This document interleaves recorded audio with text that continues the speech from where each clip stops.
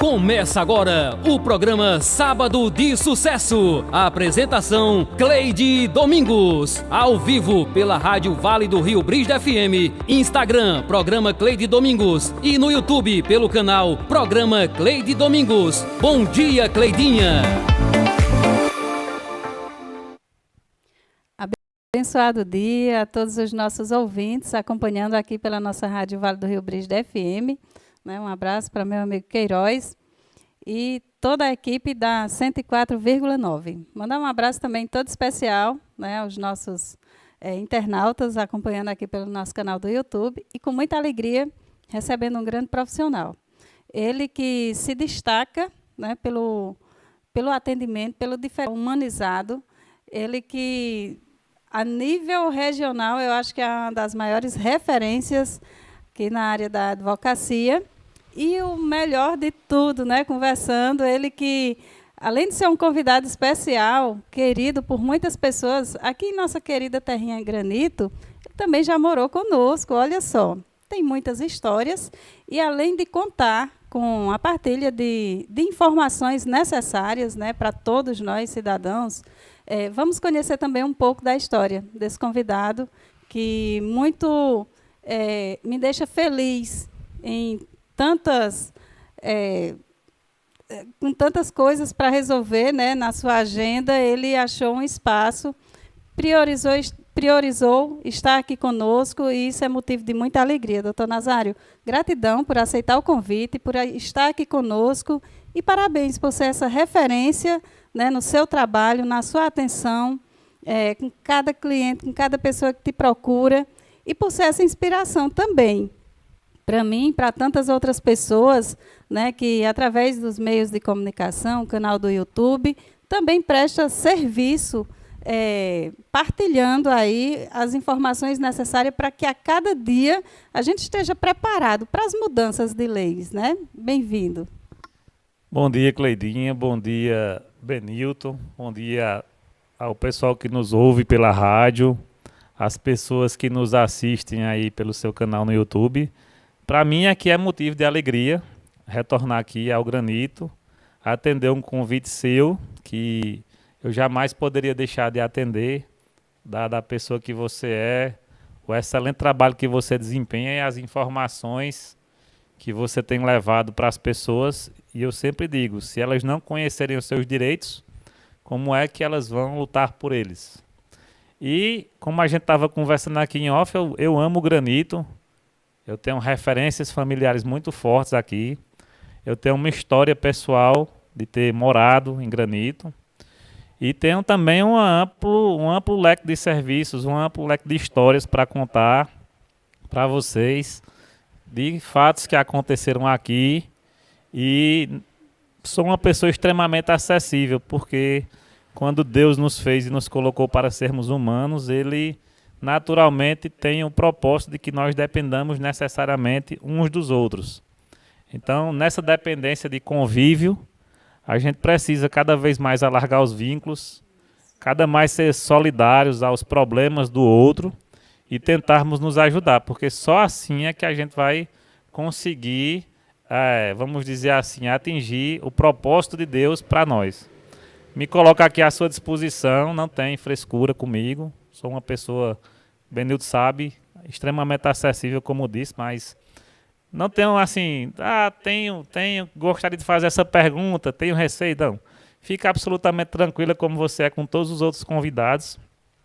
Pode perguntar o que for, minha vida também, eu costumo dizer que é um livro aberto, sou ser humano igual a todos, tenho minhas qualidades, também tenho meus defeitos. Nessa área jurídica, quando a gente assume a defesa de alguém, necessariamente ganhando o processo, você vai tornar alguém feliz, mas necessariamente você vai atingir outra pessoa que também pode não ficar tão contente com esse resultado, e com isso você vai ganhar um desafeto. Isso é absolutamente normal. Quando eu escolhi a advocacia, eu sabia disso, Benilton. Entendeu? Eu sabia. Quando você toma certas posturas na vida também, seja ela no seu campo pessoal, seja no seu campo profissional, você também não vai atrair só o lado bom, A vida não é feita só de lado bom. Nenhum campo da sua vida você vai viver só para agradar todo mundo. Às vezes até um pai, para o bem do filho, precisa saber dizer o não. Então é assim em todos os campos da vida, fica à vontade. O pessoal que está assistindo, se quiser também fazer perguntas, fica à vontade. Estamos aqui para tentar colaborar para o crescimento do canal também. Hoje tive o cuidado de mandar nos grupos que eu faço parte o convite para as pessoas assistirem. Naturalmente nem todo mundo vai poder assistir ao vivo agora, mas eu sempre digo que a vantagem de se utilizar das redes sociais é porque fica gravado. E depois a pessoa dentro de sua agenda pode tirar um tempinho e ir lá e assistir toda a entrevista. Muito obrigado pelo convite, fica à vontade. Pois é. É uma alegria receber uma pessoa com um currículo que a gente fica assim até admirada e até causa um pouco de preocupação quando o convidado aceita e a gente fica, eita, como conversar? E uma pessoa, o ser humano, né? Ele muitas vezes, pela a trajetória do outro, pela construção do que hoje causa um pouco de medo, de receio da gente não saber conversar direitinho, conduzir o bate-papo, mas me deixa muito feliz de saber que a sua trajetória é como a nossa, é uma construção, um alicerce muito bem feito na sua caminhada, né? Respeitando assim todos os limites e procurando priorizar sempre as coisas e as opções que vai te fazer feliz e que vai ajudar outras pessoas. E aí, por isso, eu gostaria de iniciar conhecendo quem é Dr. Nazário, de onde vem, né, um pouco assim da sua infância, para a gente ficar mais à vontade. Eu gosto desse ambiente de rede social, assim, principalmente esse ambiente de entrevistas, porque às vezes eles trazem oportunidades que, assim, no convívio direto a gente não tem. Por exemplo, quando a gente conversa aqui sobre a nossa história, é diferente, por exemplo, do programa lá de Danúbia, porque como eu tenho uma vivência em cada município, então eu posso contar naturalmente a história que eu vivi naquele lugar. Porque, por exemplo, a maioria das pessoas que assistem vocês são pessoas daqui, embora a internet também vá lhe possibilitar alcançar um limite maior de pessoas.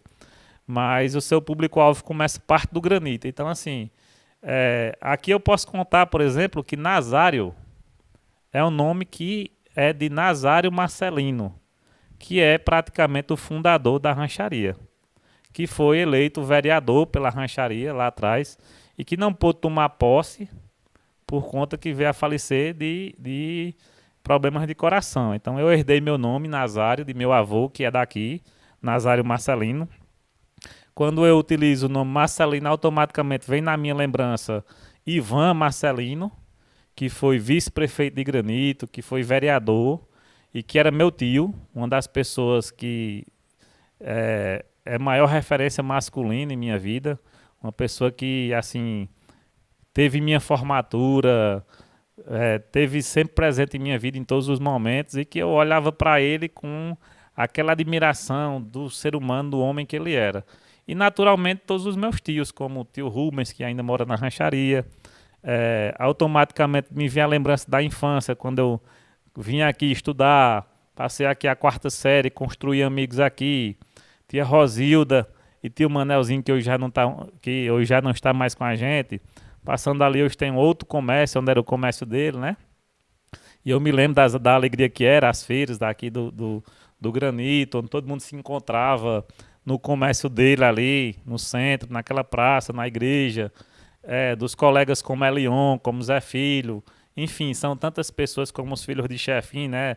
Ramon, como o neto de Onofre na rancharia, enfim, são tantas pessoas que a gente construiu amizades e pontes que se eu fosse passar aqui o dia todo eu não seria capaz de mencionar. Então são muitas histórias, estudei aqui, fiz a minha 4ª série aqui, minhas férias escolares praticamente todas eram na rancharia ou na casa de tia Rosilda por aqui, então assim, o Granito é a minha segunda casa, na verdade, né? Então eu estou em casa, estou feliz.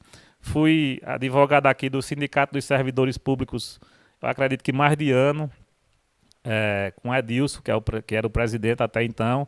2 passagens pela Câmara Municipal nas gestões de Tofim, né, vereador. Então, assim, eu me sinto em casa.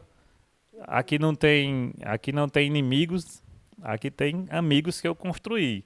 Amigos que, com certeza, respeitam, às vezes, vamos dizer assim, uma opinião, uma divergência que, por acaso, a gente tenha de posicionamento. Mas amigos, sempre amigos. Pois é, coisa boa. E eu já mando um abraço grande para Ramon Caetano, tá aqui. Mandando um abraço para Dr. Nazário, meu amigo de infância. Olha, coisa boa. Um abraço para você, meu amigo, para toda a turma aí nos acompanhando. Também tem Lira Neide, nossa amiga Neidinha lá em Rancharia, sua prima, né? E tantas outras pessoas aí. A gente fica feliz, né, em conhecer um pouco mais, até, além da história dele, um contexto aqui na história também da nossa terrinha. E aí estudou um tempo aqui em Granito, foi crescendo, foi aparecendo os sonhos e hoje esse grande e talentoso profissional. Mas aí, como foi um pouco da sua infância, na parte, né, escolar, sempre aquele aluno ali pensando à frente, querendo crescer, aquele aluno exemplar? Não necessariamente. Eu estava até conversando com a tia Rosilda, que era a pessoa que eu morava com ela aqui em Granito, antes de vir para cá, e lembrando que, na verdade, eu fui uma criança muito feliz, porque fui realmente criança, sabe? Não tinha essa preocupação de querer ser melhor de sala, nem de absorver o máximo de conteúdo possível quando eu estava na infância, não. Naturalmente, quando eu vou chegando na adolescência, aí já muda um pouquinho de figura, porque aí é aquela construção de mundo, né? Eu venho de uma família de pessoas humildes, meu pai era agricultor, foi vigilante noturno em algumas situações da vida. Minha mãe é agente de saúde, trabalhou inclusive na Casa de Saúde de Rancharia, foi diretora lá, no Hospital de Exu. E aí, eu sempre quis, eu tinha aquela visão de mundo de querer conquistar meu espaço independente deles. Porque essa foi a educação que minha mãe me deu. Ela nunca foi uma pessoa de dizer assim, você quer, tome. Não, você quer, vá buscar. Essa educação ela me deu nesse sentido. Então, quando eu vou chegando no ensino médio, é que eu vou despertando mais a vontade de conquistar esse espaço. Inicialmente, eu fui professor de inglês, de matemática. Tive o contato com um promotor de justiça chamado Dr. Disseu, lá em Exu, que foi quem disse, rapaz, você daria um excelente promotor de justiça, por tudo que a gente convive, conversa. E aí foi nascendo aquela vontade de fazer direito. Naturalmente a gente enfrentou a dificuldade do acesso à faculdade, porque naquela época não existia essa história de ter livros nas escolas. Professor de inglês ensinava matemática, professor de biologia ensinava português, um professor do estado passava tempos sem vir, porque tinha que acumular várias matérias, adoecia. Então, a gente enfrentou essa dificuldade. Fiquei reprovado no vestibular da URCA várias vezes, porque não tinha conhecimento de química, física. A gente não tinha esse acesso. Eu não sei se na sua infância foi assim. Uma turma tinha que esperar a outra terminar de ler o livro para poder a gente ter acesso na biblioteca por alguns minutos. E não tinha internet com conhecimento acessível para todo mundo. E aí as dificuldades que nós encontramos foram muitas. E aí eu não fui capaz de passar no vestibular da URCA por conta dessas matérias. Fazia às vezes cursinho, às vezes juntava algum dinheiro com cursinho, mas tipo, para mim entender química na época era mais ou menos como você pegar um agricultor que nunca foi na escola e colocar ele para estudar francês. Era uma coisa completamente acima do normal. E aí acabei desistindo de prestar vestibular na URCA por conta disso. Um dia eu fiquei sabendo que existia uma faculdade particular em Juazeiro do Norte, que o vestibular não caía nem em química e nem física. Aí eu já era professor de inglês, de matemática, disse, essa faculdade aí pode me amarrar com as mãos nas costas que eu passo no vestibular dela. E deu certo. Na época eu fui aprovado em alguns concursos, fui aprovado nesse vestibular de lá e fui para a primeira turma da minha faculdade, que hoje é uma faculdade muito reconhecida. Inclusive minha esposa está fazendo lá em Araripina, na mesma faculdade, o curso de medicina. E aí ingressei no direito, à custa de muito sacrifício. Como foi sacrifício, o curso todinho, porque é um curso caro para nosso padrão local. Eu não tinha dinheiro, tinha que trabalhar de dia para poder pagar a faculdade à noite. E aí, nesse trabalho, assim, trabalhado de dia, estudar à noite, questão de locomoção, ainda morando aqui ou ficou lá no Juazeiro? Não, eu morava nessa época em Exu com meus pais, né? E aí, eu acho que é a dificuldade de todo estudante de cidade pequena. A gente se inscreve, passa no vestibular e aí depois vai tentar sorteio nos carros das prefeituras, que afinal de contas não são de prefeitura, né? É alguém que coloca lá, mas a gente paga, né? Então, naquela época se pagava um valor bem, era outro prefeito, se pagava um valor bem irrisório, era R$ 20 a locomoção, o dono do ônibus era um amigo meu, entendeu? Então, assim, eu era quem, tipo, juntava o dinheiro do pessoal para pagar o motorista, que a prefeitura bancava, o número de estudantes era menor. E hoje a gente já não vê isso, hoje a gente vê o absurdo que os estudantes estão pagando, ninguém para discutir valores, incentivos, a gente vê uma parte de políticos aí querer dizer que não é atribuição do município, que de fato não é legalmente falando, mas o pai, ele não só faz a parte de pai, às vezes ele precisa fazer também a parte de amigo. Se você for fazer só o que você é obrigado, você vai acabar não construindo quase nada na vida. Você tem que fazer acima do que você é obrigado. Você tem que fazer o plus a mais. Então, é dessa forma que eu penso em relação aos estudantes. O município ele só vai crescer, só vai se desenvolver se a gente tiver um nível de acesso a uma educação superior maior. E aí é preciso que os municípios eles investam nessa área. Então, eu passei por essa dificuldade de carro, como eu disse, era menor do que a de hoje, mas, querendo ou não, a locomoção era muito cansativa, porque eu saía de Exu até Juazeiro do Norte para estudar todos os dias. E na época de estágio, às vezes eu ia para o estágio, voltava para Exu para trabalhar e voltava à noite para ir para a faculdade. Então, era uma dificuldade enorme, mas, graças a Deus, ele intercedeu em minha vida e deu tudo certo. E por que optar por essa carreira, né? Por que direito? Veja, existe um vídeo no YouTube e foi um vídeo gravado por ocasião dos meus 10 anos pela professora Gorete, que eu tinha 6 anos de idade quando eu encontrei Gonzaguinha e eu prometi a ele que seria doutor quando eu crescesse, né? Já me apresentei a ele como doutor, né? Enquanto os outros meninos tinham receio de ir até ele chorando para não ir, eu disse: ei, menino, sai da frente aí que eu vou falar com o homem. Prazer, doutor Nazário. Então, assim, eu dizia que ia ser doutor. Naturalmente, quando a gente falava doutor, na minha época de infância, só vinha na mente 3 tipos de profissão. O juiz, o médico ou o gerente do banco, né? Que era a nossa realidade. Eram as 3 pessoas mais bem-sucedidas na comunidade, fora o padre, né? Então, eu tinha eles como referência. Só que quando eu cresci, eu fui tendo acesso a pessoas da área do direito. Graças a Deus eu construí amizades nessa área até antes mesmo de estudar a faculdade. E aí eu fui vendo o trabalho, fui ingressando, porque, por exemplo, esse promotor que eu te falei o nome, doutor Disseu, ele começou a escrever livros. Aqui não existe gráfica, né? Então a gráfica de São Paulo ela precisava que o livro fosse diagramado. E aí, Benilton é contemporâneo meu dessa época de informática, eu começava a digitar e a diagramar os livros para que na verdade, a gráfica ela pudesse fazer aquele formato de livro e vender, né? E aí eu fui lendo, fui aprendendo, fui sonhando e aí ingressei na faculdade, como eu te contei anteriormente.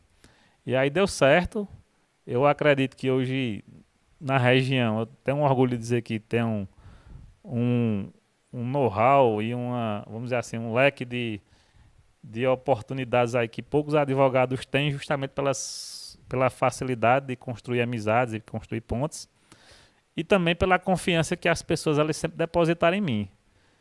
Desde criança, tudo que eu me propus a fazer nunca foi uma coisa que eu fizesse só para poucas pessoas. Eu era professor, por exemplo, na rede estadual e eu juntava alunos com dificuldade no sábado e no domingo para dar aula de graça no Barão de Exu. Então, assim, além de ganhar pouco e de ter um trabalho que você conhece, um trabalho árduo, principalmente porque aqui no interior, quando chegava os diários já era com 2, 3 meses de atraso. Então era um trabalho muito árduo, mas mesmo assim eu juntava o pessoal que tinha dificuldade e ia lá dar aula para eles no sábado e no domingo, gratuito. Fora isso, todas as vezes que tinha concurso da Polícia Militar, eu juntava os meninos que tinham esse sonho e dizia, eu vou dar aula para vocês conseguirem atingir seus objetivos também. E muitos conseguiram. E eu cobrava na época R$ 5, um quilo de alimento para dar para o pessoal. Hoje eu não tenho mais esse tempo, eu não tenho mais como, porque é muito processo. A justiça está se tornando cada dia mais burocrática e menos humana. Chegou uma época da digitalização de todos os processos, a gente sequer tem mais esse contato pessoal com o juiz. Agora as audiências são por videoconferência, quase a sua integralidade, exceto o júri. E aí a gente tem um tempo muito escasso. Mas, eu repito, a justiça ela tem que parar um pouco e fazer uma reflexão sobre o que é que ela quer produzir com isso. Se decisões para humanos ou se decisões para robôs. E se a gente não tiver todos os dias refletindo sobre isso, nós vamos construir uma sociedade pior do que a gente já tem atualmente.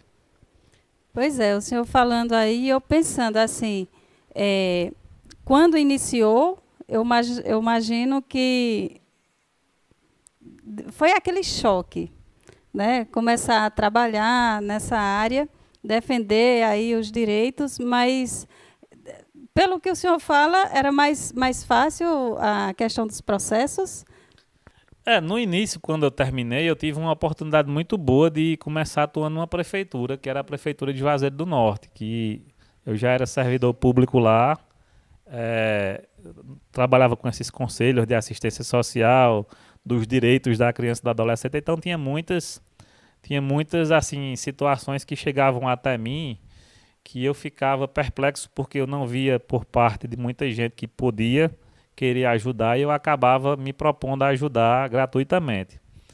Mas aí veio a oportunidade de fazer essa assessoria lá, uma assessoria pública de documentação, de legalidade de documentação, e aí eu fazia uma parte pela manhã e a outra parte à tarde eu costumava dar assistência judiciária às pessoas menos favorecidas e há também as questões que lá no Juazeiro é uma questão muito forte, essa questão de associação, de instituições de abrigos. E aí eu comecei a assessorar esse pessoal aí para ajudar eles a construir recursos para que eles pudessem investir no pessoal. Lá, uma discussão que está chegando para a gente agora, por conta do crescimento dos nossos municípios em relação à população, é a questão da droga e a questão do pessoal idoso. Então lá tem muito abrigo de pessoas que são usuárias de drogas e lá tem muito abrigo de pessoas que são idosas e que as famílias não têm condições de cuidar. Então eu passei a assessorar essas instituições aí, a acompanhar os dramas das pessoas mais de perto e aí naturalmente o coração da gente ele ganha outra inclinação. Assim como também fui fazer visita a presídios, a cadeias públicas e a enxergar o drama que o ser humano ele tem dentro dele, entendeu? Que todos nós podemos em algum momento passar. Porque a gente costuma, Benito, fazer uma diferença entre fulano é criminoso e nós não somos. Naturalmente, eu entendo que a gente tem que fazer uma diferenciação entre quem tem a índole ruim, que só quer praticar o mal, e quem não tem, que creio eu que sejamos nós. Mas como existem muitos tipos penais, muitas coisas que a lei criminaliza, a gente não pode dizer, por exemplo, que a gente nunca vai cometer um crime. Porque, por exemplo, existe uma lei hoje que proíbe você guardar açúcar dentro de casa. Quem não guarda? Entendeu? Então, assim, a lei, os deputados e senadores, os vereadores, eles às vezes constroem leis lá que a sociedade ela não tem conhecimento. E aí vai gerando aí, vamos dizer assim, o caos social, porque só vai ser desfeita aquela lei quando alguém grande realmente for atingido pelas consequências daquele tipo penal. Enquanto isso, a lei fica valendo para os pequenos. Eu sempre estou buscando convidar pessoas dessa área para tentar o máximo possível esclarecer a sociedade. Porque tem muita gente inocente, em relação aos seus direitos. e até as suas obrigações. São muitas leis criadas que muitas vezes até quem cria não segue elas, né, doutor? E eu tenho essa preocupação assim, com tantas pessoas que estão lá trabalhando, evoluindo essa questão das burocracias e não pensa em tantas pessoas que têm uma carência enorme da informação, né? De momentos como esse aqui, que a gente pode estar esclarecendo várias coisas. E aí, essa sua experiência, né, já ajudou muitas pessoas. E aí, assim, eu queria até saber, né, um pouco, ou não sei se mais para frente, mas assim, a nossa sociedade hoje, as pessoas não sabem bem, até para requerer os benefícios. Muita gente que mora na roça e acha que ele é agricultor, ele mora na roça, mas ele não constrói, pela inocência, pela falta de informação, ele não vai construindo ali as suas provas documentais e quando chega um momento, muitas vezes é barrado. Com o advento da internet, nós estamos vivenciando, inclusive, pessoas que são aproveitadoras dessa situação para ganhar dinheiro em cima das pessoas mais humildes.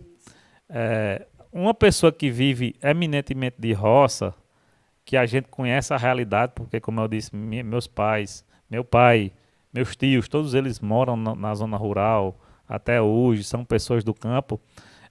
Eles não têm o conhecimento, primeiro, sequer, às vezes, da idade de se aposentar. Entendeu? Às vezes, eu conheço pessoas que veio para o meu escritório para eu aposentar que já tinha passado 5, 6 anos da data, que é 55 se for mulher e 60 se for homem. Mas, para além disso, eu conheço pessoas que não tiveram cuidado de guardar um único documento. E aí essas pessoas, elas realmente, pelo nível de avanço da questão da burocracia, elas não vão conseguir o benefício. Muitas delas só conseguem judicialmente depois de passar por uma entrevista que parece uma entrevista para entrar no céu. Entendeu? Quer dizer que nem é assim, porque na verdade Jesus é muito complacente com o pecador, não com o pecado, né?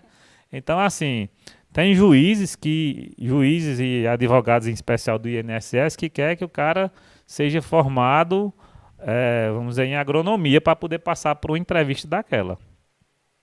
Tem um juiz que a gente estava falando o nome que não, esse é um ponto fora da curva. Ele realmente dá espaço, ele compreende a realidade do ser humano e aí ele vai fazendo perguntas até a pessoa realmente conseguir passar para ele quem ela é na vida. Mas, no geral, muitas audiências no mesmo dia. O agricultor, ele não é uma pessoa que tem conhecimento de muita coisa. Quando ele é levado perante um juiz para se aposentar, ele criou na mente dele a imagem de que quando você é levado para a justiça é porque você está errado. Então já vai se tremendo com medo, às vezes erra questões básicas. Por exemplo, quando é perguntado qual é a marca da enxada, às vezes não lembra. Às vezes ele não sabe quantas espigas de milho dá em cada pé. É normal, ele estar ali de frente a uma autoridade que para ele é um ser de outro planeta. Porque tem o medo, tem o temor. E aí o papel nosso como advogado é justamente tentar acalmar ele. Para que ele possa dizer ao juiz a vivência dele diária. Para que o juiz possa entender que de fato ele é um agricultor exclusivo da roça. Porque também existem aquelas pessoas que vivem no campo e às vezes vai, por exemplo, servir de mototáxi. E aí ela não se enquadra como agricultor, infelizmente. Então ela não vai ter direito de se aposentar como agricultor. E tem as outras questões também legais que o pessoal não entende. Tem muita gente que acha que BPC é aposentadoria. O benefício de prestação continuada é uma aposentadoria. Não é. Na verdade, quando você é agricultor e completa a idade, se você tiver as provas, você se aposenta como agricultor. Você recebe a aposentadoria como agricultor. Mas se você não tiver prova nenhuma, de jeito nenhum, não for uma pessoa que tenha testemunha, que tenha terra, que tenha contrato de arrendamento, que tenha INCRA, enfim, que tenha os documentos burocráticos legais, quando chegar com 65 anos de idade, se você não tiver outra renda, você vai ter direito ao BPC. Mas aquilo ali não é uma aposentadoria, ou seja, quando você falecer, e todos nós vamos falecer, por exemplo, você não vai deixar pensão por morte para os seus filhos. Aí tem muita gente, por exemplo, que adoece e vai num desses atravessadores e o atravessador naturalmente sabe que o BPC é mais fácil de conseguir do que o auxílio-doença. Porque basta você mostrar que está doente, que você já tem direito ao BPC. Só que ele não diz. Aí a pessoa vem, por exemplo, a sofrer um óbito, a mulher vai lá dar entrada na pensão por morte para os filhos e não consegue receber e não vai receber porque não dá direito. Ah, mas ele era aposentado. Não, ele tinha um BPC. Então, o advogado previdenciarista, a gente que atua nessa área, a gente sempre diz, olha, tem o caminho mais longo, mais difícil, mas o correto, e tem o mais fácil. Se você quiser ir pelo mais fácil, você também pode optar. Mas existem consequências. Como também, às vezes, a gente trilha o caminho todo do mais longo, chega na justiça, a pessoa se perde na entrevista, não consegue dizer como é que planta, como é que colhe, qual é o mês do inverno, qual é o tamanho da roça que trabalha, o que é um arrendamento, enfim. E aí não consegue, aí a gente vai dar entrada no benefício alternativo e a pessoa acaba tendo algum tipo de proteção, né? Mas são coisas distintas que a pessoa precisa dar uma parada para entender primeiro, para ver para onde é que vai. E aí eu sempre repito, não caiam nessa história de colocar atravessador, porque hoje advogados são acessíveis. Por exemplo, meu escritório é aberto o dia todo. Tenho uma página na internet, tem o WhatsApp. Você fala comigo na hora que você quiser, você não precisa de intermediário. Porque tem gente que está se formando em ser intermediador. Eu sei que você quer se aposentar, eu sei onde é que tem um advogado, eu pego seus documentos, levo para o advogado ganha porque é a profissão dele e eu também ganho. Quando na verdade você poderia só pagar o advogado. É simples, você vai até o advogado vai lhe atender, vai cuidar do seu direito. Não precisa alguém levar, entendeu? A não ser que seja alguém de sua intimidade, um amigo, uma pessoa que queira realmente lhe ajudar por ajudar, não por dinheiro. Certo, muito boa essa explicação, né? E até para aproximar mais o profissional, né? O advogado da população, porque as pessoas às vezes ficam assim, até com medo de procurar. E cada um tem que ser o protagonista da sua história, né, doutor? Tem que saber realmente o que quer, como é que faz para chegar onde precisa, né? E aí é necessário esse diálogo, essa confiança até com o advogado, que ele venha a escolher, né? Que venha a contratar para defender a sua causa. E com certeza vai sair realmente pelo valor que merece, porque é aquela velha história. O atravessador, às vezes, termina levando a fatia até maior, né? Assim, a gente sabe de histórias de pessoas que tipo, praticamente fazem uma extorsão em cima da pessoa. E aí a gente não pode fazer muita coisa, porque na verdade a pessoa foi quem foi atrás, né? Eu repito de novo, existem muitos advogados hoje. A gente tem um país que tem uma classe de advogados que comparado com outros países, é elevado o número de advogados por pessoa. A gente já tem mais de 1 milhão de advogados. E existem aquelas pessoas que são muito conhecidas, os escritórios que são muito conhecidos. E às vezes você tem também algum advogado na família, né? Que às vezes não custa nada você fazer uma pergunta a ele diretamente. Por quê? Essa questão dos fraudadores aí, das pessoas que são atravessadores, elas acabam gerando também outras circunstâncias que vai trazer problemas para a pessoa. Eu vou dar um exemplo muito sério que está acontecendo em nossa região aqui e que eu já alertei várias vezes. Você dá seus documentos a uma pessoa e essa pessoa vai sair de escritório em escritório vendo quem trabalha com isso ou quem pode dar entrada naquele benefício, até ela conseguir o que ela deseja. E aí daqui a pouco vai aparecer, sabe o quê? Vai aparecer empréstimo em seu nome e você não sabe por que é. Às vezes não é nem aquela pessoa que fez. É que ela deixou seus documentos em algum lugar e alguém que trabalha com isso pegou e jogou lá no sistema e apareceu um empréstimo que você não quis. E daqui que você prove que alho não é bugalho, nem que Genésio não é Jesus, né? E tem levado bastante tempo e tem lhe trazido aborrecimento, como também despesa, né? Porque você vai precisar contratar um advogado para anular o empréstimo, vai perder seu tempo, indo para fórum, indo para audiências para poder resolver essa situação. Então, procure. A gente tem um escritório em Exu, mas eu costumo dizer o seguinte, o sol brilha para todos. Não é porque eu sou advogado que eu não quero que meus outros colegas advogados também não tenham clientes. Ao contrário. O que eu quero é que nossa classe seja fortalecida. Por quê? Porque quando os advogados eles forem respeitados, quem vai ganhar com isso é a sociedade. Porque a gente luta em prol do direito do povo. Quando teve a ditadura no Brasil, que começaram a fazer torturas, a pessoas morrerem injustamente, quem mais se levantou contra essa situação fomos nós, advogados.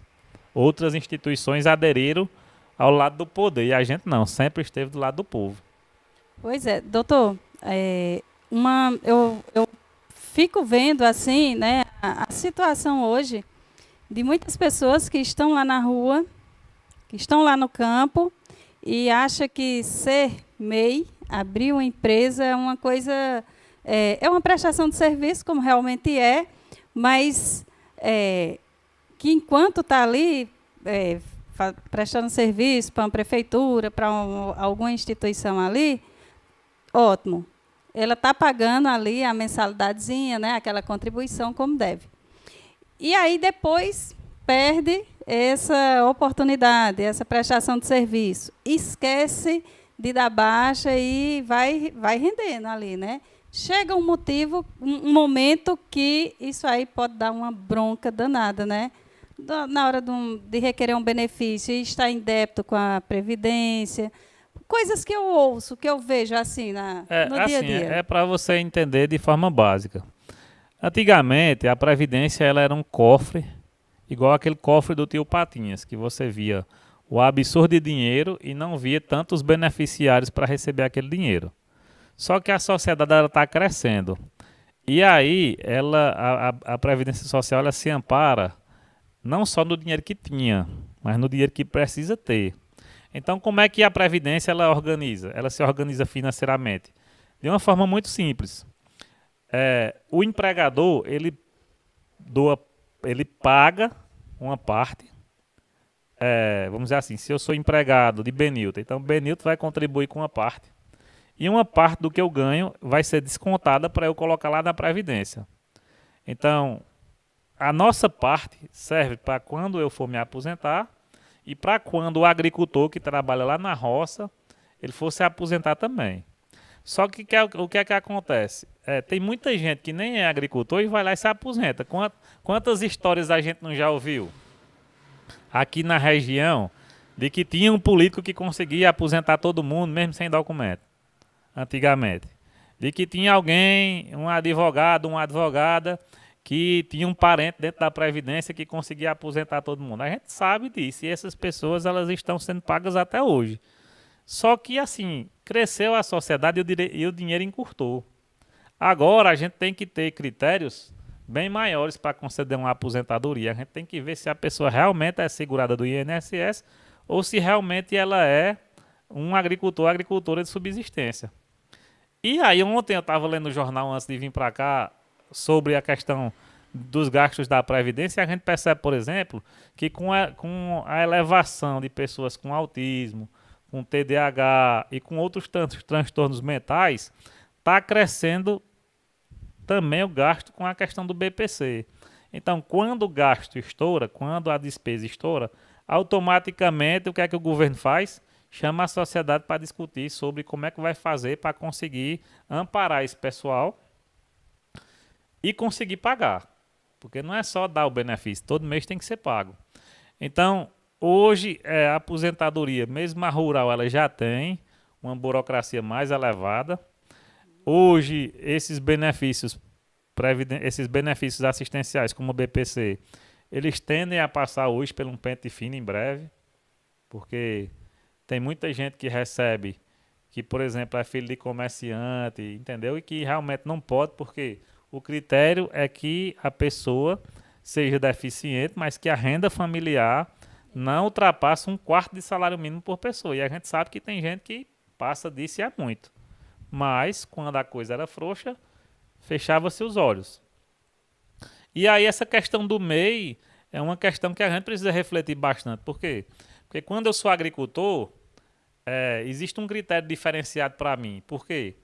Porque nem toda profissão se submete a uma carga exaustiva de sol como o agricultor. Nem toda profissão se submete a uma situação de você plantar e às vezes o inverno não vir.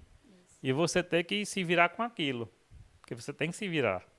Então, por isso que os critérios para um auxílio-doença, uma aposentadoria para o agricultor, ele é mais acessível. Por quê? Porque a vida dele é mais difícil. E aí teve uma reforma da Previdência que quase essa diferenciação aí não permanecia. Porque tem gente que se incomoda com isso. Porque tem gente que quer ver o pobre lascado mesmo, quer ver a gente numa situação de se submeter a qualquer coisa para ganhar o dia a dia. A realidade é essa. Aí essa questão do MEI, o que é que acontece? Muita gente começa a prestar o serviço e aí sai do agricultor de subsistência e passa a ser MEI. E aí existe a diferenciação entre quem é de subsistência e quem é MEI. Lá à frente na aposentadoria vai dar problema com a questão da idade, por exemplo. Porque a aposentadoria híbrida não é com 55 e 60, é com outra idade. Vai somar a idade com o tempo de contribuição. Às vezes no auxílio-doença, que é o mais imediato, a pessoa esqueceu de dar baixa no vínculo do MEI, está como agricultor, está plantando e está colhendo, mas está inscrito como pessoa jurídica. Então, já não se enquadra. Se não estiver pagando, perde a qualidade de segurado e perde o benefício. Então, todas essas questões, elas precisam passar por uma reflexão muito grande por parte das pessoas. E isso só é possível tendo acesso à informação, entrevistas como essa, indo buscar entrevistas na internet, indo buscar a lei. Às vezes a gente tem um costume também de dar palestras para escolas, alguma coisa desse tipo aí, quando convida, entendeu? E aí a gente explica pormenorizadamente a cada circunstância. Eu vi uma pessoa outro dia muito preocupado, porque já tinha saído do emprego, né? Ela falava assim, tinha saído do emprego e estava devendo, não sabia, porque não tinha dado baixa no carnê dele, né? Naquela parcela lá, ele ainda continuava vinculado como prestador de serviço, né? Como MEI. E aí a minha pergunta era até assim, é mais para tentar esclarecer hoje. Há muitas pessoas que abriram MEI e que nem sabem realmente que isso ali é bom agora, mas que precisa ter os cuidados, o conhecimento necessário para dizer assim, não, eu não estou mais trabalhando numa prefeitura, num órgão, tal, então eu preciso da baixa, ou então, conscientemente, continuar fazendo aquela contribuiçãozinha, que eu não sei se é 60, 70, uma coisa assim, mensal, para que ele não fique prejudicado. Porque tem a questão de estar regularizado para, se vier a precisar, requerer um benefício, um auxílio-doença, uma coisa assim, estar assegurado com a sua carência e consciente, né, doutor? É porque tem duas implicações aí para o MEI, né? Primeiro, ele deixou de ser segurado especial, fato.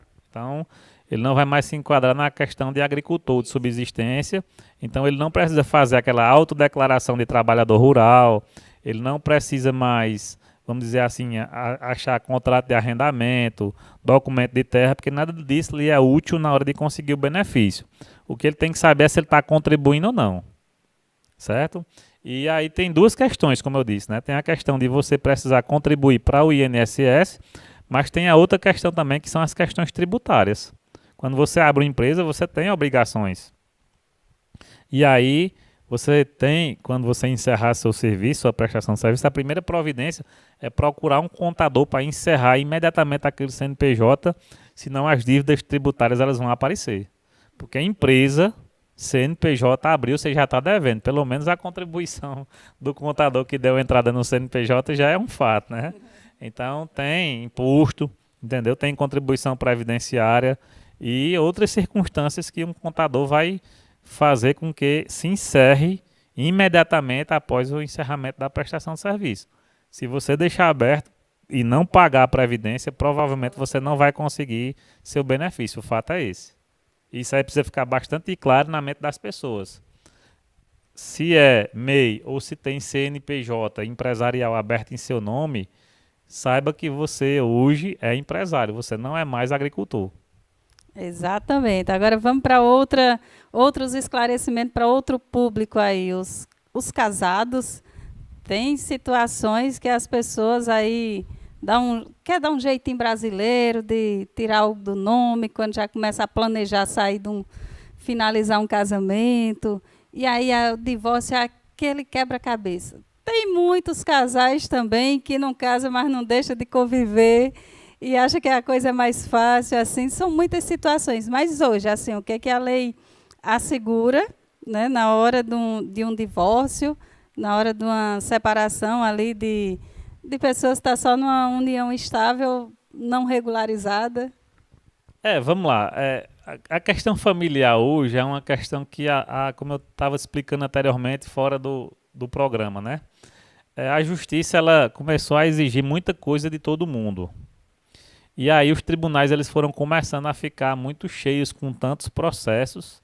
E hoje eles estão, vamos dizer assim, plantando efetivamente aquilo que colheram, né? São juízes que são assoberbados de muito trabalho, porque tudo que acontece numa sociedade se discute em justiça, né? E aí o legislador, as pessoas que criam as leis, elas estão buscando alternativas para isso. E aí uma coisa que a gente vê aumentando bastante a procura lá em nosso escritório, por exemplo, é a questão do divórcio extrajudicial. Que é isso? Antigamente, para você se divorciar, era obrigado um processo na justiça, onde a pessoa se separava, passava um ano separado para decidir se realmente queria se divorciar ou não. E aí comparecia ao juiz e o juiz ele divorciava. Hoje, com essa questão aí da redução da burocracia por parte da justiça, um casal que não tenha filhos menores, por exemplo, eles podem chegar em seu advogado com a solução já pronta, dizer, olha, nós não queremos mais permanecer casados, faça aí nosso divórcio e tudo vai ser feito por um advogado num cartório. Vai ser dividido os bens, cada um vai para o seu lado e vai viver da forma como quer. Só que, quando tem filhos menores, por conta da questão da pensão alimentícia, é uma questão que ainda tem que passar por a justiça. E aí,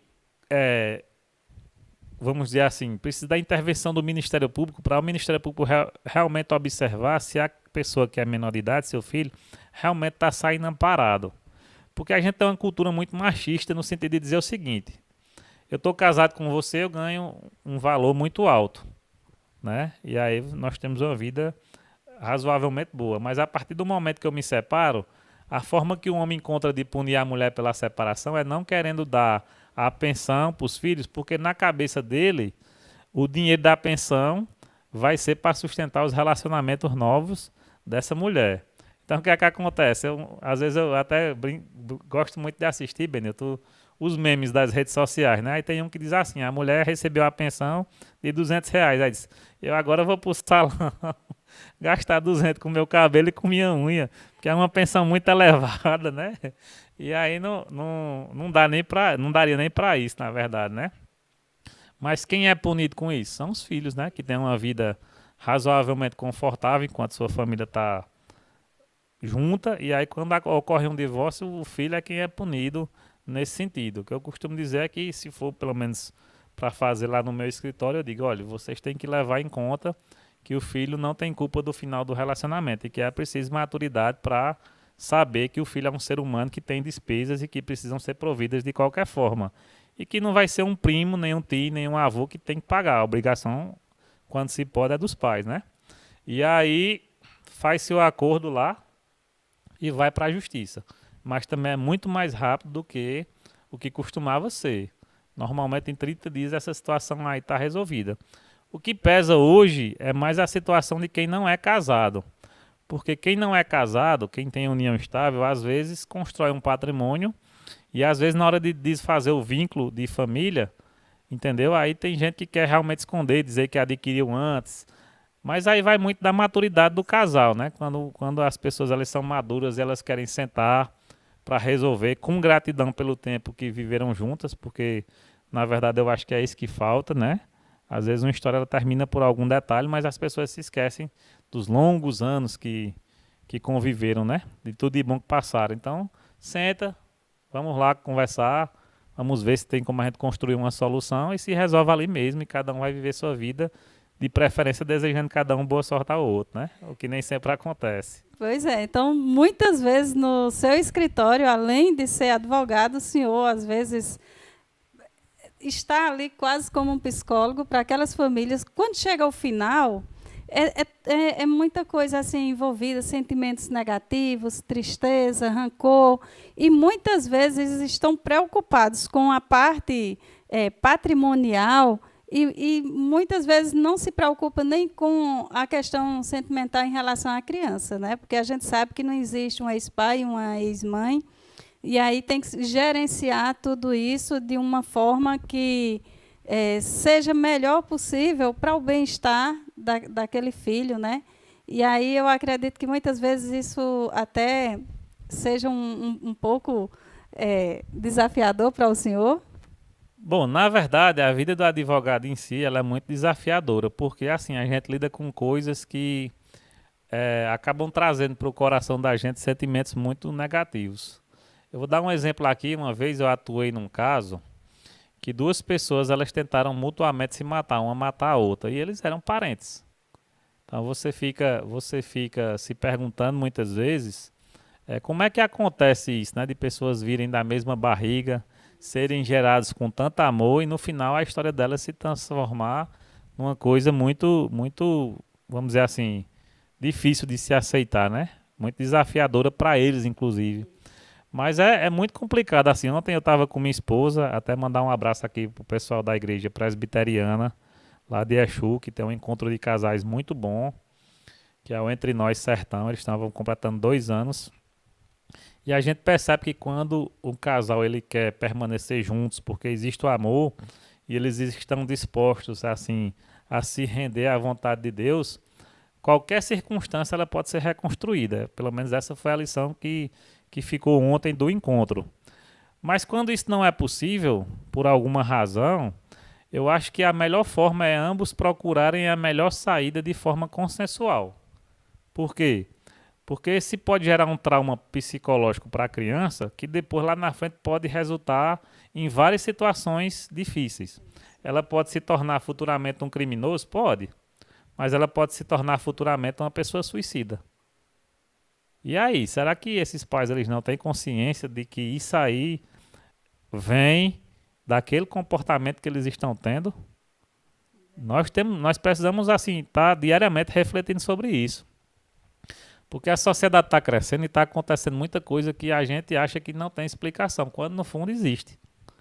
Quando no fundo nós estamos falhando como ser humano. A gente precisa saber que nós estamos perdendo a guerra para as drogas. Por quê? Porque as pessoas estão buscando alternativas porque não querem suportar suas realidades. E a realidade, por mais difícil que ela seja, quando se tem amor familiar, quando se tem amor social, ela pode sim ser, vamos dizer assim, ser buscado soluções para questões, né?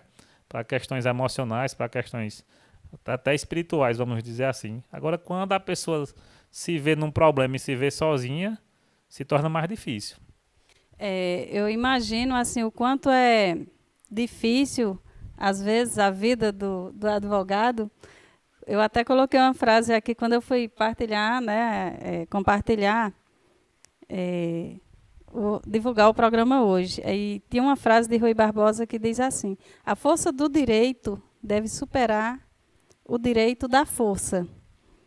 E aí, muitas vezes, quando uma família procura o senhor para defender uma causa ali, e a sociedade não conhece o que realmente aconteceu ali, ou muitas vezes até conhece, mas aquela pessoa que ocasionou aquela situação também tem direito a ser defendido, né, a buscar uma justiça, até para, a partir daí, abrir os olhos, né, e se ver como uma pessoa, né, uma nova pessoa. Isso aí, para o senhor, foi uma das maiores dificuldades em atuar nessa área? É uma pergunta muito profunda, parabéns pela pergunta. E assim, na verdade, quando você faz uma pergunta, naturalmente vem muitas situações na mente da gente, de tudo aquilo que a gente vivenciou ao longo de tantos anos, né? Assim, é difícil porque o conceito de justiça por ser humano ele é muito relativo. Eu gosto até de dar um exemplo. Se uma pessoa matar uma pessoa, o que é que você deseja para ela? Aí você diz, eu queria que alguém fosse lá e matasse ela também. E se for seu filho? O conceito vai ser o mesmo? Algum tempo atrás, a gente estava com essa discussão aí na justiça, na política. Algumas pessoas diziam assim, eu não tenho bandido de estimação. Bandido bom é bandido morto. Porque as pessoas elas querem fazer lacrações na internet. Né? Elas querem aparecer. No ambiente político isso é muito propício de acontecer.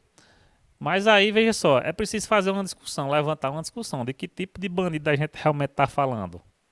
Porque assim, os bandidos que eu sou acostumado a ver presos são pessoas pobres, entendeu?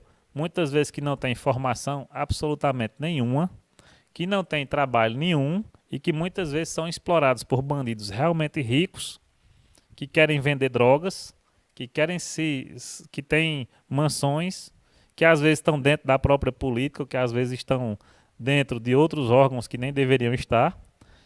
E essas pessoas elas não são punidas.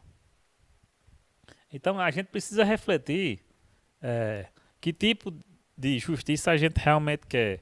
Eu quero uma justiça humana, uma justiça que analise caso a caso. Que quando uma pessoa cometa um erro e ela tenha provas de que realmente foi ela que cometeu, ela pague dentro dos critérios legais. Por exemplo, o homicídio, dependendo da situação, ela pode até passar 30 anos presa. Mas ela não pode ser torturada. Ela não pode pegar pena de morte no Brasil. Ela não pode pegar prisão perpétua.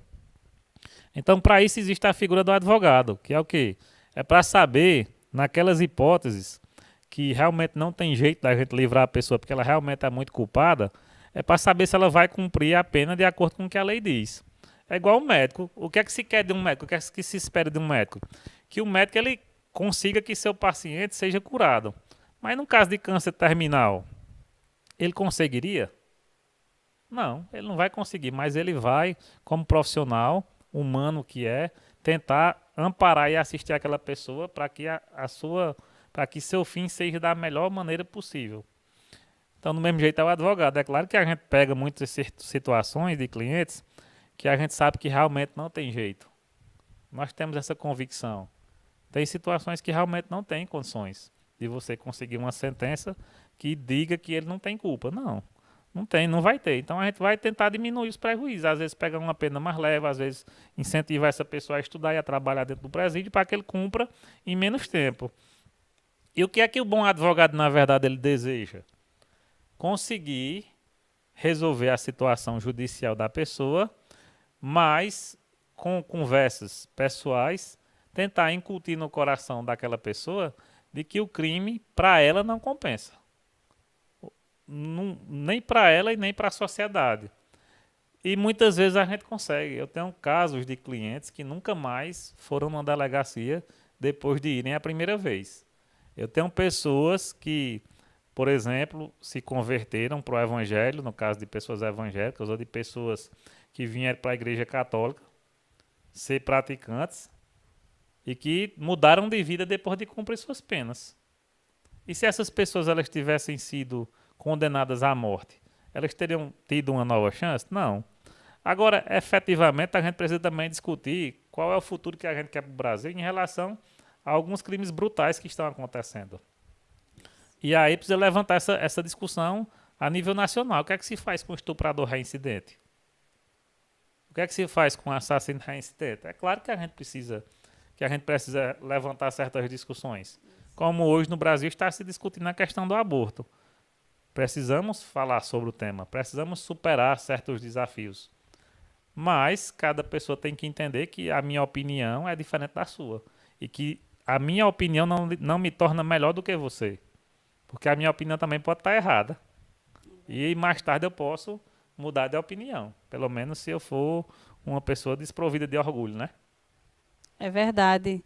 E lembrando, né, que a gente está em constante transformação e quanto mais a gente se aproxima da palavra de Deus, quanto mais a gente busca esclarecimentos sobre o os caminhos certos na vida, a gente vai mudando. Com muita resiliência, a gente vai se ressignificando, né? E aí, assim, esse seu exemplo, né, comparando aí a questão, o trabalho de vocês na advocacia com o trabalho aí do médico, foi, assim, espetacular. E aí o senhor tão bem fala, né, da importância das autoridades, né, da questão do conhecimento político, para que todos nós tenhamos direitos iguais, para que a gente cumpra com as nossas obrigações. E aí a gente, né, nós estamos em 2024 e a gente precisa falar sobre o que pode e o que não pode, principalmente nesse período agora. As pessoas apontam o dedo para os políticos, esculhambam, chamam de ladrão, de corrupto. E aí precisamos lembrar que tem muita gente corrompendo aí os políticos, né, doutor? Eu gosto muito desse tema eleitoral, sabe? Na minha vida, eu sou uma pessoa muito marcada por atuar nas políticas, principalmente depois que me tornei advogado, porque atuo no direito eleitoral. Então, assim, se tornou um tema no meu escritório muito, muito recorrente. E nas entrevistas eu percebo que o pessoal, da mesma forma como gosta muito do direito penal, mais do que os outros direitos, principalmente quando está próximo da eleição, a gente percebe que o envolvimento da sociedade ele é bem maior quando a gente toca nesse assunto, né? E aí vamos lá, é um período pré-eleitoral ainda, né? Nós não sabemos de fato quem será oficialmente candidato.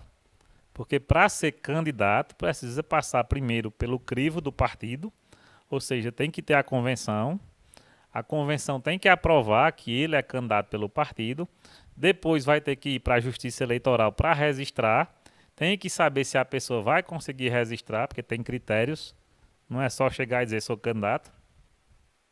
E aí depois vai ter o período de propaganda eleitoral.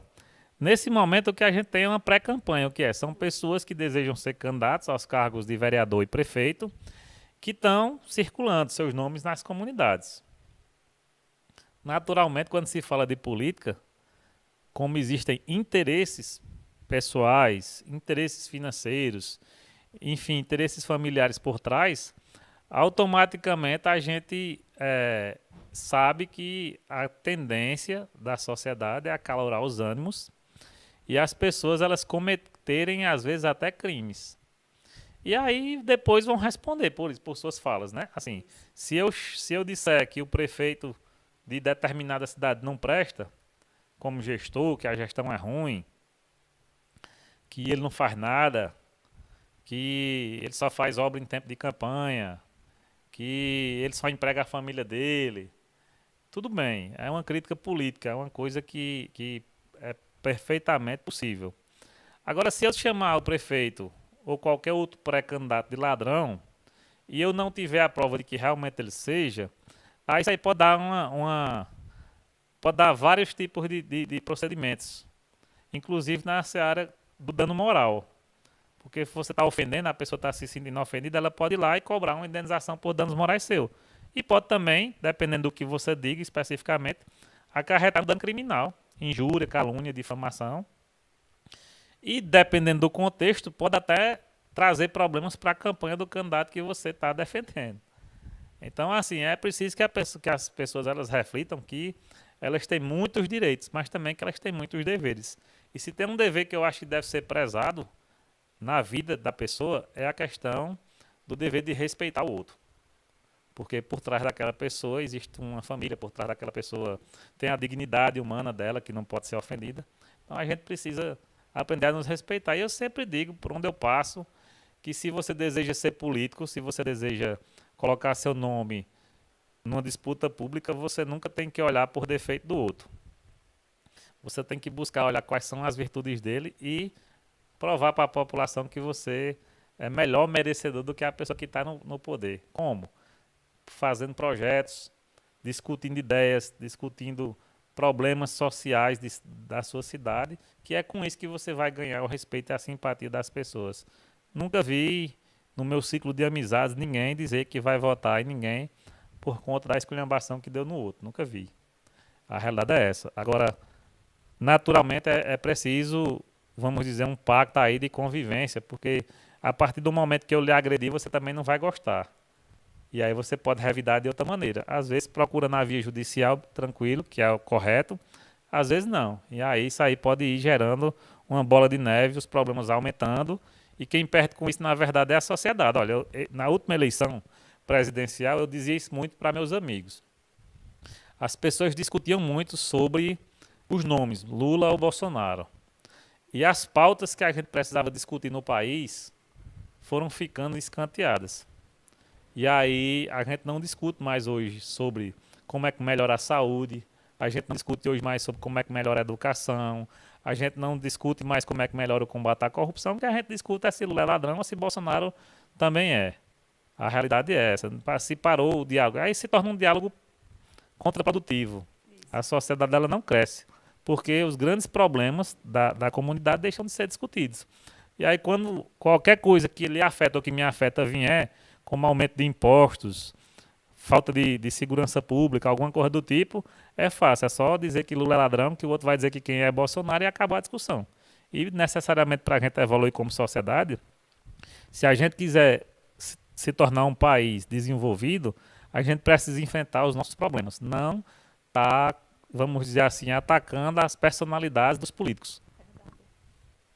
E aí, principalmente essa eleição agora, né, tem muitas pessoas que usam as redes sociais assim, de uma maneira como se estivesse conversando aqui entre 2, 3 pessoas e pronto. Rede social é complicado.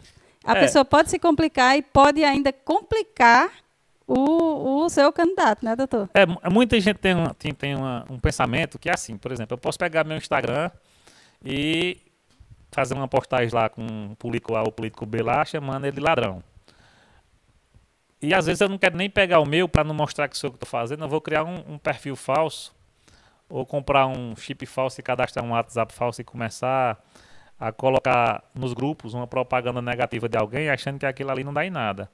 E aí hoje a justiça ela já tem aparatos para descobrir muita coisa.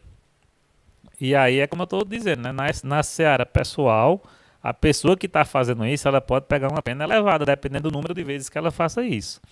E na seara eleitoral, se ficar constatado que existe conhecimento do candidato, que existe participação dele nessa circunstância de incentivar, de promover, pode dar sim problemas para a candidatura, que pode redundar desde multas elevadas até a questão da perca do registro, dependendo de como foi que se deu essa situação.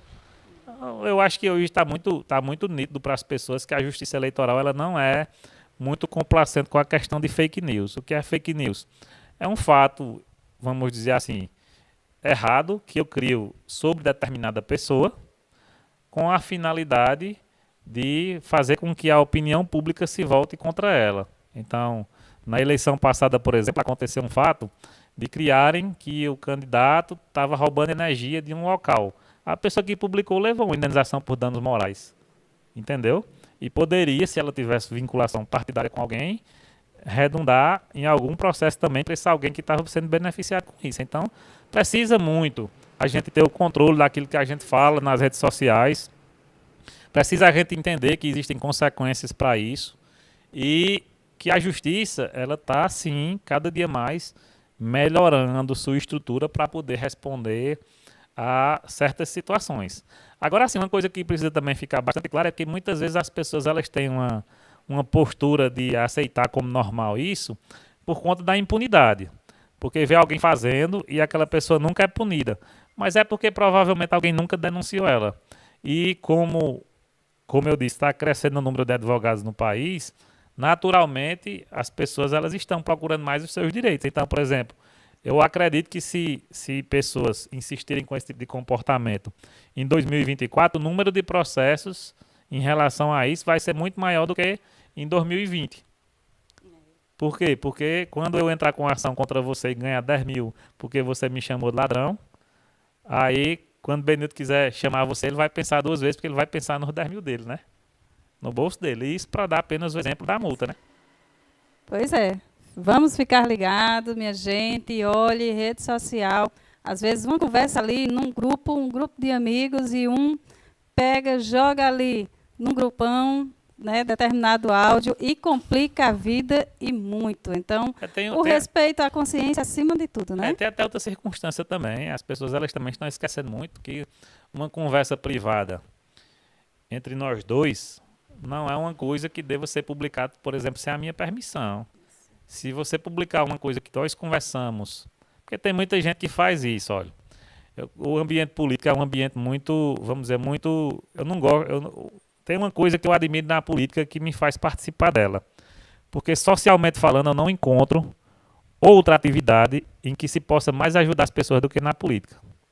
Então isso é o que me atrai na política. Agora, existe uma coisa na política que é a falta de lealdade entre as pessoas que participam do jogo, que isso é o que me distancia às vezes dela e que às vezes destrói, por exemplo, minhas relações pessoais com pessoas que participam da política. Eu vou dar um exemplo aqui. Às vezes nós somos hoje aliados políticos. E a gente conversa abertamente sobre tudo. Então, às vezes eu digo, por exemplo, minha opinião sobre Benilton. Olha, hoje nós estamos juntos, a gente tem um projeto, eu não apoio Benilton nunca na vida porque eu acho Benilton ladrão. Mas nós criamos uma relação de amizade muito profunda que me permite lhe colocar a minha opinião sobre tudo, né? Só que passado o tempo, Benilton ganha a eleição e lhe convida lá para um cargo, para uma secretaria. E hoje você é amigo de Benilton e não mais lhe interessa a minha amizade política. Mas você tem um áudio meu em que eu chamo Benilton de ladrão. Então o que é que você faz às vezes com o passar do tempo? Eu quero criar moral com o Benilton, então eu vou jogar numa rede social um áudio que é meu, particular, com você, de uma relação que a gente tinha de confiança, e vou denegrir a imagem de fulano que está chamando Benilton de ladrão. Só que isso também é legal, e a pessoa que fizer isso, ela também vai responder. Então, assim, é preciso saber que, na medida em que os conflitos eles vão chegando à justiça, a justiça ela vai se precavendo contra todos esses fatos. O que não tem é como a justiça adivinhar o que é que vai acontecer, porque o ser humano é sempre assim. Você estanca o sangrador aqui e o ser humano vai procurar a forma de fazer algo ilegal de outro lado, em outro canto, de outra forma. Então não vai ter como nunca. Eu gosto de dar o exemplo, por exemplo, sendo redundante, né, o casamento antigamente ele terminava muito por traições pessoais. O que é traição pessoal, eu não estou na sua presença, conheço outra pessoa e me relaciono com ela. Bom, percebeu-se que, vamos lá, colocar que adultério agora é ilegal, pronto, vamos punir o adultério. O ser humano criou as redes sociais para poder fazer isso de maneira, vamos dizer assim, em subterfúgio. Só que a justiça ela não quer mais se envolver com questões familiares, e adultério hoje já não é crime, nem virtual, nem presencial. Não é crime, não. É um fato imoral, mas não é crime. Outro dia eu até assisti um dos vídeos, né, do Cleiton Ferreira, e aí ele dizendo que se alguém assim chegasse, fizesse uma previsão do futuro e dissesse como ele está hoje, há 10 anos atrás, ele dizia que era mentira e não acreditava. Né? Ele que hoje é juiz, não é isso? Juiz federal. Juiz federal. E era tudo muito difícil. Era aquele rapaz, aquele menino, aquele jovem que tinha muitas dificuldades, que passou por um processo assim, que a gente fica olhando, que é a realidade de muitos, né? Mas a partir do momento que ele botou na cabeça que ia estudar, que ia se preparar para os concursos da vida, que ia ser um profissional humanizado, que iria procurar conhecer cada um daqueles usuários ali naquele espaço, ajudar da melhor forma, entendendo o contexto do conhecimento, a realidade daquela pessoa, daquele cidadão, ele cresceu de uma forma que, assim, até ele fica admirado hoje. E eu acho ele muito parecido com o senhor. E hoje estamos aqui, nesse momento de bate-papo, mas também temos outras pessoas nos acompanhando e colaborando com esse momento especial aqui, que deixaram a sua mensagem aí para o senhor. Doutor Nazário, é com imenso prazer que eu gravo esse vídeo.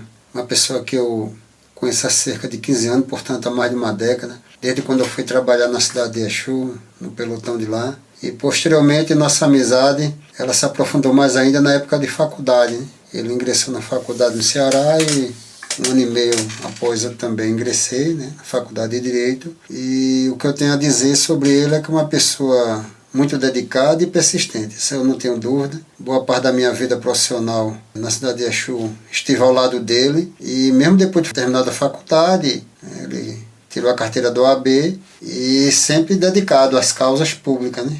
Então, assim, É um exemplo a ser seguido, não só pelos seus conterrâneos, mas também por todos aqueles que o conhecem, assim como eu. Uma pessoa que tem um carinho excepcional. Oi, Cleidinha, todos os ouvintes, pessoal que estão aí assistindo também o programa Sábado de Sucesso. E hoje tem aí uma autarquia, né?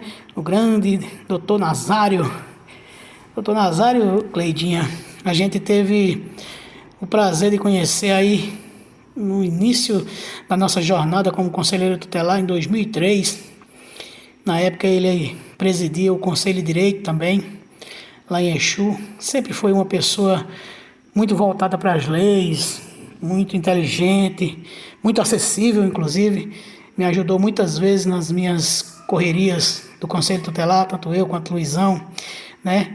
Coincidentemente, hoje também advogado Arnaldo, lá em Exu também, foi uma pessoa que na época mais à frente também me ajudou bastante, né? E eu tive o prazer de fazer amizade com essas duas pessoas e hoje tenho o prazer de ter aqui na minha cidade, fazendo parte aí da galeria de grandes nomes, pessoas que fazem e conquistam o sucesso tão merecido através do seu esforço, das suas empresas, dos seus estudos. E Nazário não é diferente. Nazário, eu não tenho uma aproximação maior com o Nazário porque a gente seguiu caminhos diferentes. Ele hoje está na área de defesa, eu trabalho aqui na educação, moramos em cidades diferentes, mas a gente tem, coincidentemente, pessoas que são do nosso dia a dia, que tem aproximação, e a gente acaba também meio que de tabela tendo essa aproximação, esse respeito, principalmente o respeito que eu tenho muito por esse rapaz aí, porque é um cara lutador, é um guerreiro, é uma pessoa que conquistou o seu espaço, criou a sua família, né? Tenho aí o apoio de todos no trabalho que ele faz e graças a Deus é uma pessoa do bem. Então, Nazário, só tenho a agradecer a Deus por fazer com que você tenha conquistado o seu espaço e vai conquistar muito mais ainda e pedir a Ele que continue te abençoando. Um grande abraço, que Deus abençoe. Bom demais saber que você está aí junto com Cleidinha. Cleidinha, minha amiga, aquele abraço, valeu! Doutor Nazário, quero, doutor, dizer que você é, para todos os granitenses, uma pessoa importante, especial, porque sempre que precisamos da excelência, sempre está à nossa disposição. Agora mesmo, há pouco, aí em Granito, um amigo meu precisou de um advogado e no momento, como você é ocupado e esse advogado muito ocupado, não pôde atender, mas lhe procuramos e você mostrou a nós que amigo é para as horas difíceis e de repente resolveu o problema e essa família hoje está muito feliz e isso é uma demonstração de amizade, de companheirismo e de mostrar que as pessoas hoje amigo de verdade é raro, não é todo dia que se encontra, mas o Senhor está sempre à nossa disposição e eu quero desde já agradecer por tudo e dizer que Deus te proteja e que faça de você essa pessoa honesto, grande profissional, uma pessoa que está sempre à disposição do povo humano e dizer que agradeço a Deus por ter a excelência como nosso advogado, agradecer também pelo privilégio de ter como um grande amigo, uma pessoa que é meu companheiro, meu amigo desde criança. E agradecer também a Deus por você ter a mãe que tem, uma pessoa que também fez tudo por nós aqui na rancharia e no município de Granito, quando trabalhou nesse município. Quero, doutor, dizer que Deus ilumine a sua história, ilumine seu caminho, seu trabalho e que esteja sempre à nossa disposição. Doutor, valeu, um grande abraço e que Deus te proteja. Alô, amigas e amigos do programa Sábado do Sucesso. Um abraço especial à nossa apresentadora, Cleide Domingos. Aqui quem vos fala é o comandante Tiram Bento. Eu sou primo, amigo e compadre do entrevistado, Dr. Nazário Bento. E falar do Dr. Nazário é uma tarefa muito simples, muito fácil. Trata-se de uma pessoa de boa índole, de caráter, um pai de família exemplar, um cidadão de bem, que vem operando o direito bom direito de forma brilhante aí na região do Araripe, um exímio causídico que não mede esforço para ajudar os seus amigos, os seus clientes e desenvolver a nossa região. Nazário, sem muitas delongas, eu quero externar aqui em público meus parabéns pelo excelente trabalho que você vem desenvolvendo, desejar-lhe que Deus continue a te abençoar, a abençoar a sua família, que você possa crescer cada dia mais e fazer a diferença aí na nossa região. Um forte abraço. Estamos juntos, primo. Olá, pessoas. A pausa de hoje é para falar de alguém muito especial, meu irmão Nazário Duarte, um jovem sonhador que sempre desejou atuar na área de direito e até os dias atuais vem exercendo a sua profissão com muito zelo, com muita ética, com muito respeito e responsabilidade, dando sentido à escolha do seu sonho. Um filho que sempre honrou pai e mãe, um pai dedicado e envolvido à educação do seu filho, Vitor, um esposo presente, amoroso e um irmão que na sua calmaria nos complementa. Nazário, hoje as homenagens rendem-se a ti. E eu quero te agradecer pela sua existência e desejar muito sucesso na sua caminhada profissional, pessoal. Que Deus continue te abençoando e nos honrando enquanto família, porque até aqui tem nos ajudado o Senhor. Quero te dizer que você é motivo de orgulho para a família, que você é muito amado por todos e nós reconhecemos também todo o seu amor por nós. Deus te abençoe grandemente. Um forte abraço. Estou aqui passando para falar sobre a pessoa de Dr. Nazário Duarte, pessoa conhecida por mim, muito querida, pessoa competente, muito importante. Por sinal, considero como neto, porque é casado com a minha neta querida Iramário Ulisses. Oi, esposo, passando aqui para falar um pouquinho sobre você, sobre o que você representa para mim e você como profissional. Eu posso dizer com propriedade, falar de você como profissional, porque eu estive com você desde o início da sua trajetória, desde a faculdade, quando a gente ia e vinha do Ceará juntos naquele ônibus, você fazendo a faculdade de Direito e no outro dia tendo que trabalhar cedinho. Então, você sempre teve as coisas com muito sacrifício, Você estudava e trabalhava ao mesmo tempo. Mas mesmo assim conseguia se destacar como um ótimo estudante e um ótimo trabalhador. Desde o início eu sou sua admiradora, sabia que você ia se tornar esse profissional que você é hoje, porque você sempre fez tudo com amor, com zelo, Isso é notório. Você é uma pessoa humana, você consegue enxergar além de uma causa, Você enxerga pessoas. Isso é o diferencial do seu trabalho. Então, como profissional, eu só tenho a elogiar, a dizer que sou orgulhosa por tudo que eu ouço de você, até pelas pessoas que vivem na nossa cidade, pessoas conhecidas, clientes do escritório, Então, tudo que você é hoje como profissional é fruto de muito trabalho, de muita garra. E como esposo, eu só tenho a te agradecer por tudo, por você ter estado comigo em todos os momentos, bons, ruins, por ter sonhado comigo, por me ajudar a concretizar meus sonhos, por ficar feliz quando eu consigo realizar. Hoje a gente resolveu mudar um pouco, a nossa vida. Eu resolvi fazer uma nova faculdade e você foi o meu maior incentivador, Você que se dispôs a ficar com o nosso filho, que está segurando a barra, durante esse tempo e que, graças a Deus, tem passado rápido, Os finais de semana têm chegado bem mais rápido do que o que a gente pensava. Tenho certeza que Deus está abençoando para que tudo dê certo, para que tudo continue dando certo, para que Ele continue abençoando nosso casamento, a nossa vida profissional, nossa vida enquanto estudante também. Te agradecer pelo pai maravilhoso que você tem sido para Vitor, você sempre foi, E dizer que estarei aqui sempre para tudo que você precisar, te apoiando, te incentivando e, sobretudo, amando você, tá bom? Um beijo. Oi, galera do YouTube, hoje eu tô aqui para para falar sobre meu pai. Hoje ele é muito corajoso e ele é muito forte, igual eu. Que ainda ele é muito mais forte do que eu. Quando ele vai trabalhar, eu sinto tanto saudade, mas tanto saudade como deixa ele trabalhar muito. Pai, ele é tão bom, mas tão bom que jogar futebol, eu gosto de cor, eu gosto porque ele me dá doce. Só isso, beijo. Tchau, até os próximos vídeos. Ei! Oi, tio. Eu passei aqui pra falar que eu gosto muito do Senhor e que Deus ilumine sua vida. Beijo. Te amo muito.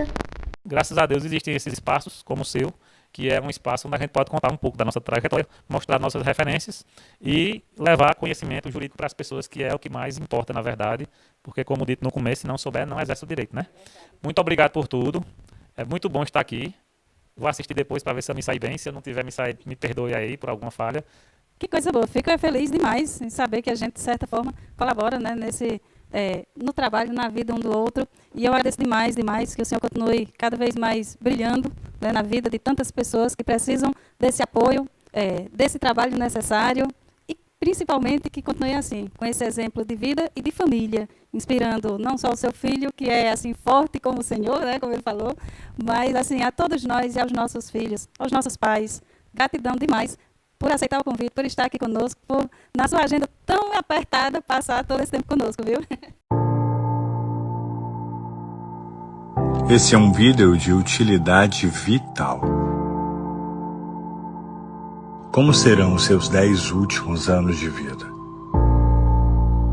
Será que você vai ser rápido bastante para um jogo, uma aposta de corrida com seu neto? Forte bastante para abraçar a cada momento? Levar comida à boca uma necessidade ou uma brincadeira? Você vai envelhecer com vitalidade? E eu digo isso para você que está nos 40 anos. Ou vai envelhecer com doença? E se eu te disser que a grande escolha sobre isso vai dos seus 30 aos 40, e aos 40 você tem praticamente a última chance? É sua hora de decidir, exatamente agora. Academia JC Fitness. Saúde em primeiro lugar. Se você procura móveis de qualidade e bom gosto, eletrodomésticos de marcas conceituadas e artigos de decoração, venham para as lojas Alencar Móveis. Ambiente amplo e agradável, onde trabalhamos com parcelamento no cartão de crédito, no crediário próprio da loja e fazemos entrega e montagem grátis. Nossas lojas estão situadas no centro das cidades de Granito e Morelândia. Alencar Móveis e Eletros. Lugar de comprar barato é aqui.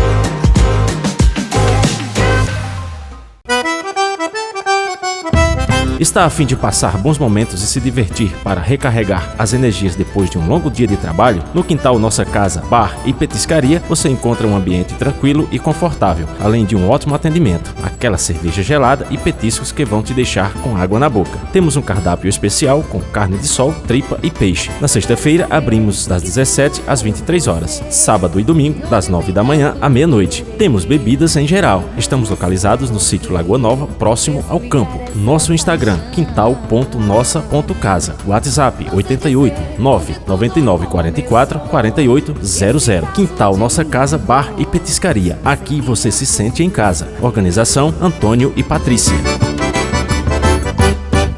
A internet está em constante evolução e com a Sertão Virtual você sai na frente. Os melhores planos, suportes de domingo a domingo, o melhor atendimento para você e sua família está aqui. E agora, com uma super novidade: o aplicativo Sertão Virtual TV, com mais de 60 canais em HD. Sertão Virtual Telecom, você conectado com o mundo. Fruta fresquinha, colhida do pé, suco saboroso que dá água na boca, geladinho, refrescante, um produto natural pra quem deseja sentir. O sabor da fruta é o ideal.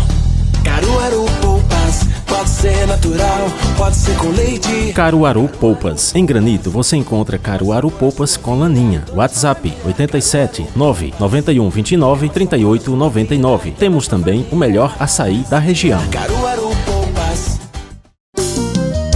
Agora eu só compro na GT. Traga seu carro pra GT, alinhamento e balanceamento, pneus e câmara de ar, compro na GT. GT Pneus, lugar de comprar barato, atendimento e qualidade é 100%. Hoje eu estou em uma das unidades do Laboratório Arlab, uma empresa que conta com a mais alta tecnologia para a realização de exames e atua há mais de 8 anos, realizando exames como DNA, toxicológico, pré-natal, biópsia, sexagem fetal e check-up em geral. O Laboratório Arlab possui um rigoroso controle de qualidade e pontualidade na entrega dos exames. O Laboratório Arlab também conta com coleta domiciliar. Laboratório Arlab, cada vez mais perto de você.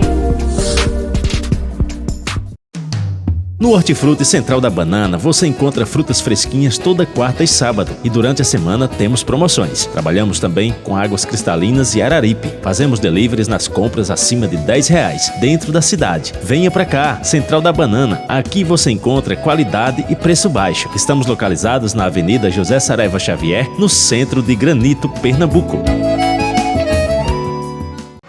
Luana Januário, psicóloga e neuropsicóloga. Atendimento clínico para criança, adolescente, adulto e idoso. Especialista em neuropsicologia, educação inclusiva, terapia ABA, saúde pública. Curso de formação em clínica com criança e aperfeiçoamento em ABA. Atendimento online e presencial em Granito, no sábado. Consultório na Avenida Tancredo de Almeida Neves, número 29, Centro Granito, Pernambuco. E em Timorante, na sexta-feira, próxima à Igreja Matriz, no consultório de Francisco José, fisioterapeuta. Para mais informações ou agendar sua consulta, ligue ou mande mensagem no WhatsApp 87999666201 ou siga o nosso Instagram, @LuanaJamila. Luana Januário, psicóloga e neuropsicóloga. Cuidar da saúde mental é um ato de amor próprio.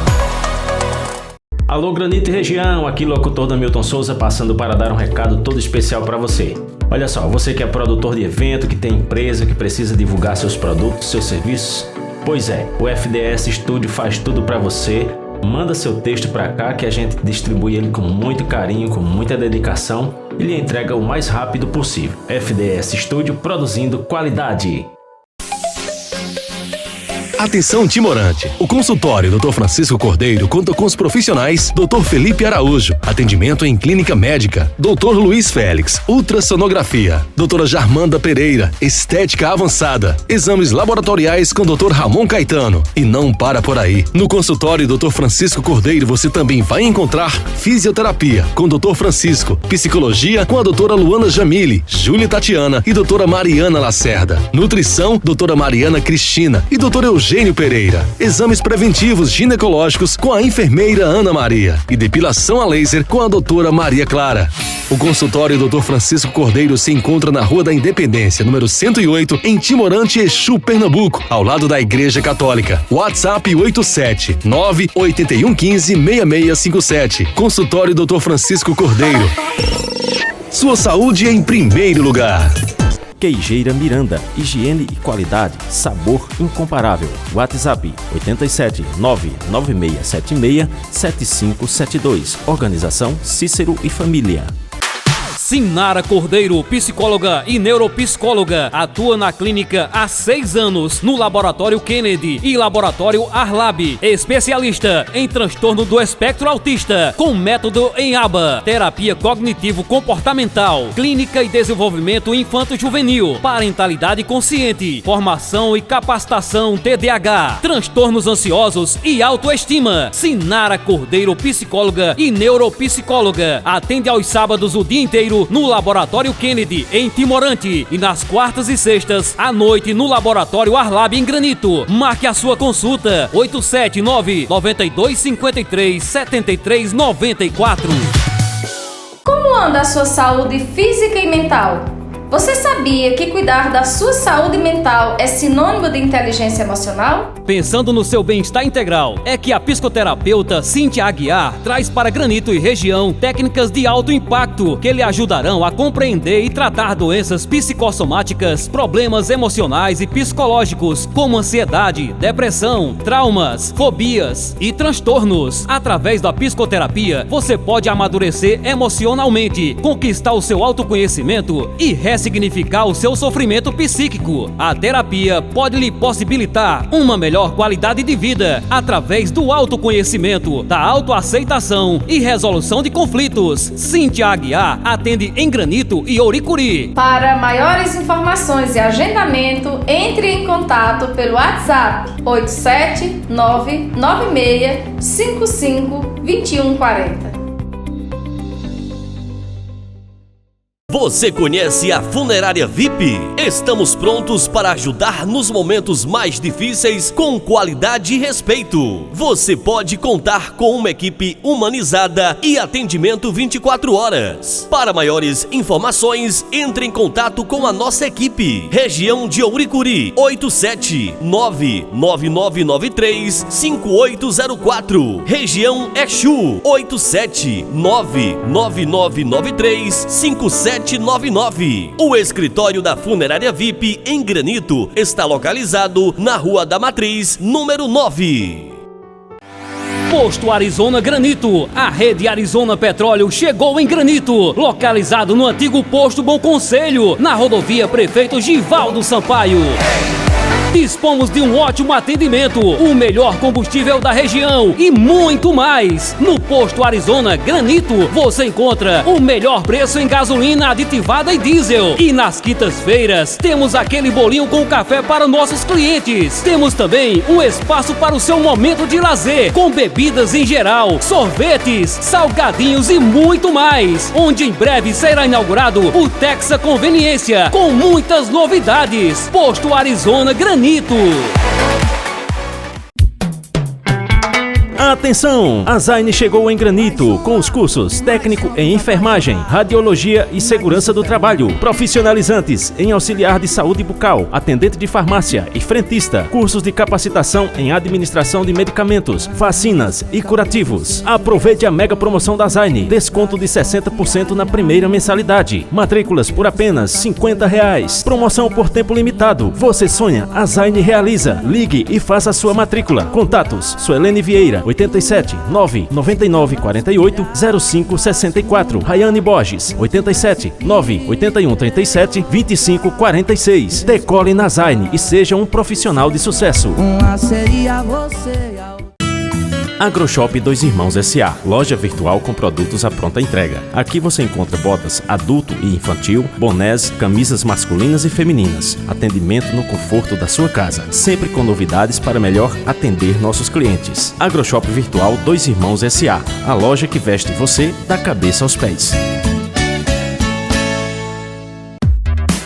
Se você precisa de uma decoração linda, atraente, com extrema qualidade, pegue Monte MK. Decoração para aniversário, chá de revelação, batizado e muito mais. Trabalhamos com aluguel de peças avulsas e também decoração completa a domicílio. Orçamento pelo WhatsApp 87981448165. Pegue Monte MK. Se vai festejar, sua festa começa aqui. Avenida Coronel Romão Sampaio, Moreilândia, Pernambuco.